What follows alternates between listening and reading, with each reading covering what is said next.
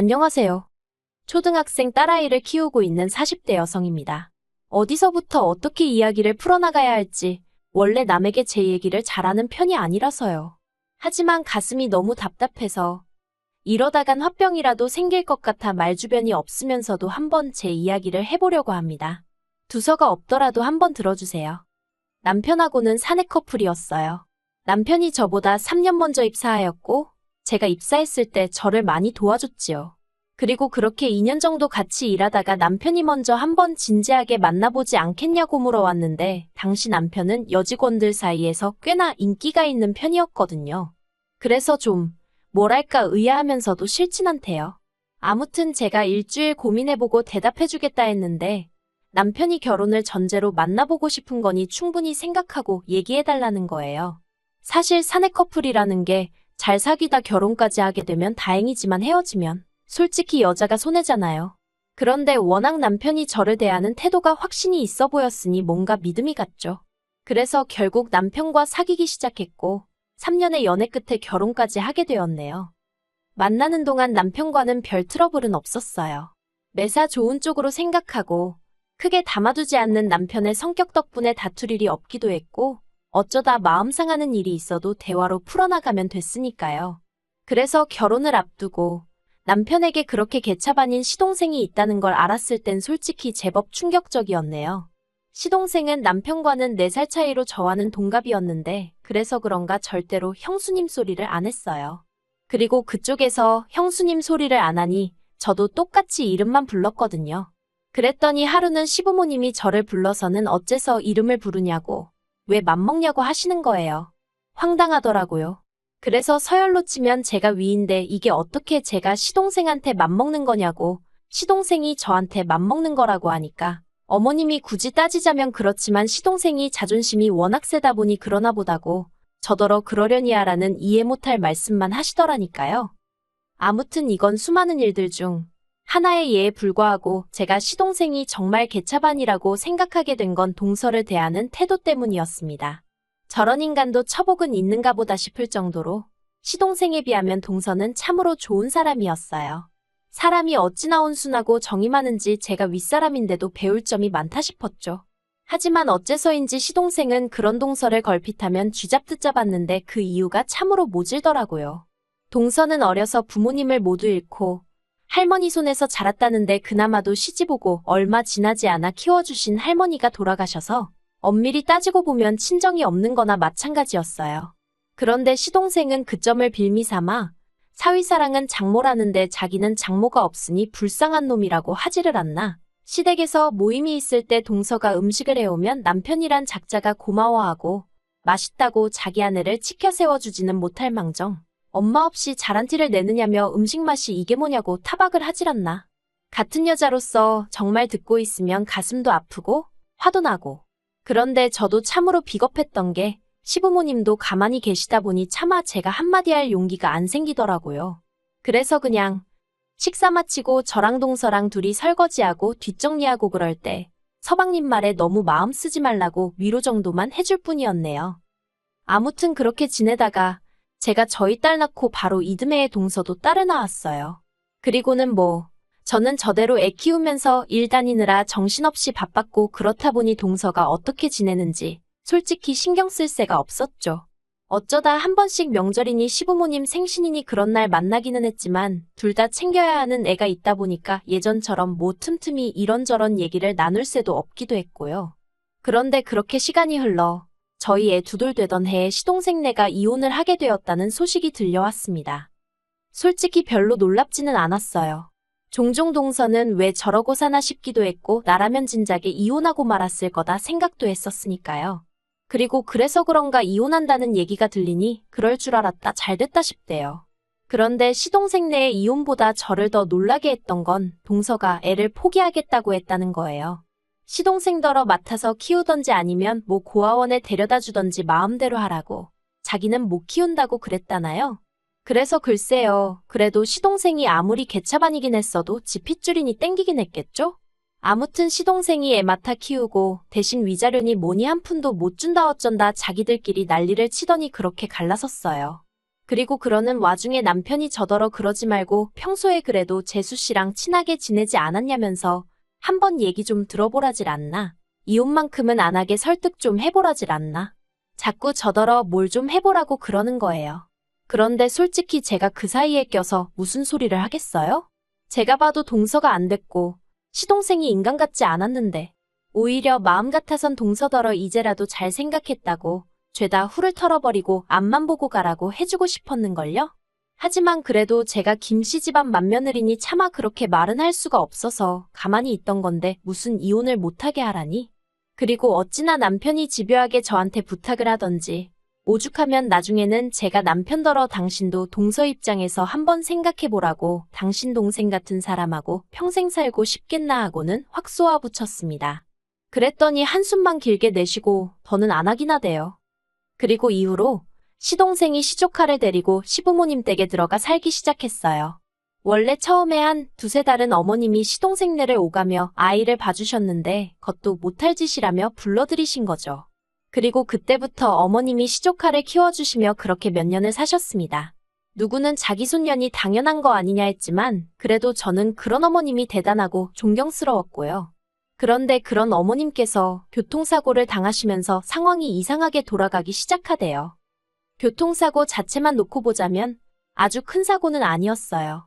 이렇게 표현해도 될지 모르겠지만 경미한 접촉사고로 시쳇말로 피 본 사람은 없었거든요. 하지만 어머님은 늘 허리가 약해서 매사 조심스러우셨는데 그 사고로 인해 허리에 만성통증을 겪게 되셨습니다. 그리고 그때부터 어머님이 시조카 보는 걸 힘들어하셨어요. 아무래도 애가 초등학교에 들어가면서 챙겨줘야 할 것도 많아졌는데 당신 몸이 안 따라주니 힘드셨던 게죠. 어머님에 비하면 한참 젊은 저도 아침에 정신없이 애 챙겨서 학교 보내고 출근하고 그러면 혼이 쏙 빠지는 것 같았으니까요. 한편 그 무렵 제가 일하는 부서가 개편이 되면서 애엄마 입장으로는 운 좋게 재택으로 근무를 할 수 있게 되었습니다. 사실 코로나 때 시험적으로 재택근무를 실행했었는데 회사에선 그게 비용적인 면에서 여러 가지로 이득이었던 모양이에요. 아무튼 뭐져야 집에서 조금이라도 아이를 챙길 수 있으니 다행이었죠. 그런데 저 말고도 제 재택근무를 반기는 이가 있었으니 그건 바로 어머님이셨습니다. 어머님과 통화를 하던 중 제가 별 생각 없이 2주 뒤부턴 이제 집에서 일을 하게 되었다 얘기라니 듣던 중 반가운 이야기라며 너무 잘 됐다고 정말 좋아하셨거든요. 그리고 그때만 하더라도 그런 어머님의 반응이 떨떠름하긴 했지만 저는 크게 의미를 두진 않았고요. 그런데 제 재택근무가 시작되기 하루 전날 어머님이 시조카를 데리고 저희 집에 오셨습니다. 어머님이 연락 없이 시조카를 데리고 저희 집에 오시는 건 흔한 일은 아니었지만 그래도 종종 있었던 일이었기에 그 자체가 크게 당황스럽지는 않았어요. 하지만 어째서인지 그날은 어디 여행 갈 때나 쓸 법한 가방까지 들고 오셨더라고요. 그래서 제가 어머님께 이게 다 뭐냐 물었더니 어머님 하시는 말씀이 당신이 요새 허리도 너무 아프고 이래저래 심신이 말이 아니라며 당분간 시조카를 저더러 맡아달라대요. 황당하고 어이없고 하지만 저희 딸도 보고 있고 시조카도 보고 있는 상황에 싫은 티를 내기가 그렇더라고요. 그래서 애들더러 방에 가서 놀고 있으라 하고는 어머님과 남편을 부엌으로 이끌었습니다. 그리고는 이게 다 무슨 상황이냐 갑자기 연락도 없이 이러시면 곤란하다 하니까 기가 막히게 어머님이 눈물을 보이시는 거예요. 제가 정 싫다 하면 별 수 있냐 데리고 가야지 하시면서 말이죠. 그런데 어머님이 눈물을 보이시니 직전까지 난처한 기색을 보이던 남편마저 어머님 편을 들기 시작했습니다. 저더러 지난 몇 년간 어머님이 얼마나 고생하시는지 너도 직접 보지 않았냐면서 그때마다 너 우리 어머님 참 대단하시다 그랬다고. 그러니까 당분간만이라도 어머님 휴가 드린다 생각하고 한번 도와주면 안 되겠냐 하는데 환장하겠더라고요. 그리고 결국 저는 어머님과 남편을 어쩌지 못하고 일단 알겠다 했습니다. 다만 이게 절대 1년이고 2년이고 데리고 있겠다는 게 아니고 당분간만이라고 했죠. 그런데 정말이지 아이를 상대로 이렇게 말하고 싶지는 않았지만 아주 음흉하고 못됐더라고요. 제가 저희 애한테 늘 강조하는 게 사람은 남을 속이면 안 되고 항상 정직해야 한다는 거였는데 보란듯이 옆에서 거짓말을 해대니 미칠 노릇이었죠. 그런데 막말로 제 속으로 낳은 자식도 아니고 시족하다 보니 혼을 내는 것도 쉽지가 않았습니다. 처음에는 제 자식과 똑같이 대한답시고 이러면 돼 안 돼 몇 번 했는데 어휴 그걸 지 아빠한테 그러니까 시동생한테 뭐라고 얘기를 한 건지 하루는 시동생이 술을 잔뜩 처먹고 와서는 지혜한테 상처를 준 애만에 별 헛소리를 해대더라니까요. 그래서 그럴 것 같으면 데려가라니까 또 데려가지는 않고 아무튼 무슨 이건 상전을 모시고 사는 것도 아니고 스트레스가 정말 이만저만이 아니었죠. 심지어 한 번은 제가 뻔히 보고 있는데 저희 딸 책이란 책은 다 끄집어내서 늘어놓더니 제가 얼른 치우라니까 저희 딸이 어질렀다는 거예요. 정말 어이가 없어서 제가 나를 뭘로 보고 저러나 싶은 게 게다가 그뿐만이 아니었어요. 어머님 입장에선 그래도 어떻게 보면 저한테 막무가내로 시조카를 맡기신 거잖아요. 그리고 그래서 미안함을 느끼셨던 건지 아니면 맡겨놓으시고도 못 믿어오셨던 건지 아무튼 어째서인지 일주일이나 2주일에 한 번 저희 집에 오셨는데 그럴 때마다 시조카가 어이없는 연기를 해대는 게 아니겠어요? 예를 들어 어머님 오시기 직전까지 이것저것 집안에 있는 온갖 과자며 과일이며 주전부리는 다 먹어치워 놓고 막상 어머님이 오시면 자기는 그냥 밥 안 먹어도 된다면서 제 눈치를 보는 척 하지를 않나. 그러면 어머님은 이제 제가 애한테 먹는 걸로 평소에 눈치를 주는 거냐 하시며 가뜩이나 엄마도 없는 애한테 그러지 말라 하시고 그럼 저는 저대로 억울하니까 그런 게 아니라고 말씀을 드리면 어머님은 또다시 어린애를 상대로 너무 그러지 말라고 하시니 정말이지 이건 당해보지 않은 사람은 모를 거예요. 정말 진짜 제 속을 까뒤집어 보여드릴 수만 있다면 그러고 싶은 심정이었으니까요. 그리고 결국 3개월쯤 되었을 때 저는 없던 신경성 위궤양으로 피까지 토하게 되었고 더는 이렇게는 못 살겠다 싶더라고요. 그래서 시부모님과 시동생더러 당장에 애 데려가라 했습니다. 그리고는 병원 진단서까지 꺼내보이니 기껏 한다는 말이 너는 왜 이렇게 애가 예민하니 어쩌니 애 하나 휘어잡질 못하니. 어휴 그래도 뭐 결국엔 데려갔어요. 그래서 이제 다 끝났다. 난 자유다. 속으로 쾌재를 외쳤죠. 그런데 몇 달이 흘러 올해 초였습니다. 사실 저를 제외한 제 모든 친정 식구들은 미국에 있어요. 저도 학창 시절을 미국에서 보냈기 때문에 시민권이 있고요. 그런데 저희 남편이 이게 참 제 얼굴에 침 뱉기 같습니다만 남편이 막말로 뭣도 아니면서 자기가 뭐 한다고 다른 직원들을 대신해 회사를 상대로 총대를 메고 나섰다가 그만 일자리를 잃었어요. 아무튼 그러면서 졸지에 제가 외벌이가 되었는데 솔직히 눈앞이 깜깜하대요. 남편이나 저나 일하는 업계가 워낙 인맥을 중요시하고 입소문이 빠른 곳이다 보니 이직이 쉽지 않을 건 보나마나 뻔한 일이었으니까요. 그런데 이 얘기를 친정부모님께 하니 그러면 이참에 미국으로 너희도 들어와 하시는 겁니다. 와서 친정가족들이 하는 사업같이 하면서 여기에서 정착하면 되지 않냐고요. 그리고 솔직히 저로서는 그 제안이 싫지 않았어요. 아니, 오히려 어두운 터널에서 한 줄기 희망을 보는 기분이었달까요? 게다가 이야기를 전해들은 남편도 가타부타 따지는 것 없이 좋다 했으니 아, 역시 죽으라는 법은 없구나 싶었죠. 그런데 이 이야기를 전해 들으신 어머님께서 또 다시 무리한 부탁을 해오셨습니다. 시조카도 데려가라고요. 그리고 저는 이미 한번 호되게 당한 경험이 있으니 대번에 싫다고 거절했습니다. 어디 한두 달 놀러 가는 게 아니라 아예 정착해서 살 건데 시조카를 어떻게 데려가냐고 말도 안 된다고 했죠. 그랬더니 이번엔 시동생이 한다는 말이 자기가 실은 사귀는 여자가 생겼는데 그 여자는 이혼남은 괜찮지만 애는 못 키운다 한다면서 그렇다고 언제까지 나이 드신 어머님께 자식을 맡길 수도 없지 않냐며 여러 사람 살리는 셈치고 저더러 좀 도와달라대요. 그리고는 저희 딸은 미국에 가면 영어도 잘하게 되고 얼마나 좋겠냐며 자기 딸도 그 기회를 갖게 도와달라고요. 같은 부모로서 조금이라도 나은 환경에 애를 보내고 싶은 시동생 마음을 이해 못할 것은 아니었지만 그렇다고 해도 이건 뭐 얄팍한 동정심과 이해로 결정할 일이 아니었어요. 그래서 그 마음 이해는 하지만 안 된다 했습니다.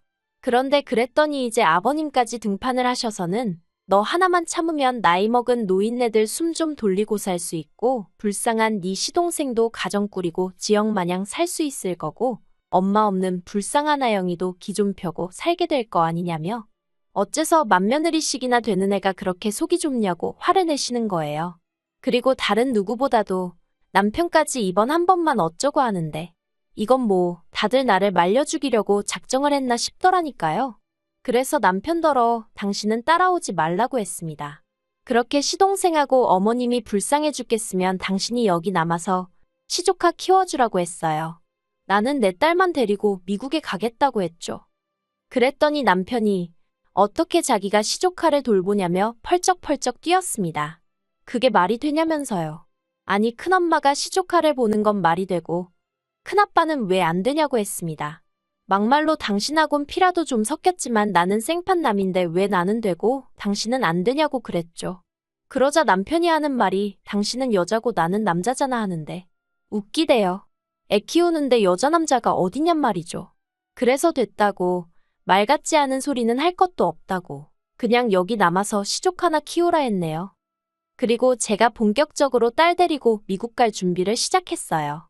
학교 등록해야 하니까 서류도 떼고 뭐 이것저것 생각보다 챙겨야 할 게 많았거든요.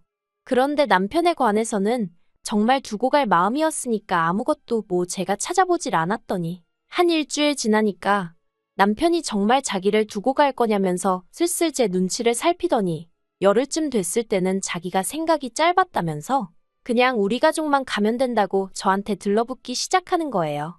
그렇지만 이렇게 어설프게 넘어갔다가는 막말로 미국 도착하고 얼마 안 돼서 또 시조카 데려오네 어쩌네 하고 헛소리라도 하면 어쩌나 싶더라고요. 그래서 그냥 남편이 애걸복걸을 하는데도 모른 척하고 딸하고 제 티켓만 끊어서 미국에 왔네요. 그랬더니 이제 남편이 어떻게 이럴 수가 있냐는데 솔직히 이 일로 이혼까지 생각하는 건 아니에요. 다만 제가 마음만 먹으면 남편도 버릴 수 있는 모진엑스라는 걸 이참에 알려주려는 거죠. 남편이 풍기는 뉘앙스가 시부모님이랑 시동생이랑 저를 어지간히 욕하고 그런다는데 잘됐다 싶어요. 이참에 아주 그냥 희대의 나쁜 엑스로 눈밖에 나면 그때 못 이기는 척 남편도 여기로 불러들일 생각입니다. 그러면 뭐 그쪽에서도 시쳇말로 저한테 시조카 좀 어떻게 비벼보려는 생각은 안 하겠죠. 어휴. 저는 그저 우리 세 식구 어디서든 잘 자리 잡아 살고 싶은 마음뿐이었는데 진짜 뭐 하나 쉬운 일이 없네요.